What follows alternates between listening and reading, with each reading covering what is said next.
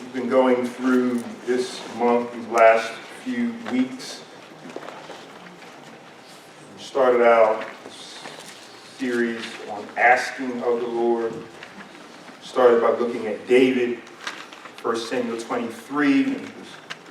Saul had killed 85 priests at Nob and then wiped out an entire city because they had asked of the Lord. One priest had asked of the Lord on behalf of David. And Saul was so jealous and full of anger that he killed 85 servants of the Lord and then wiped out an entire city, even down to the oxen and the donkeys.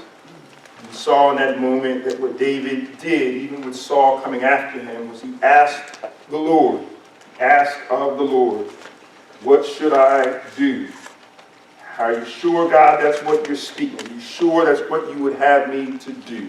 Assuming nothing, resting on the voice of the Lord. What should I do? And then after confirming with the Lord, God then tells him step by step everything that he would have him to do for the victory, for the next steps in his life.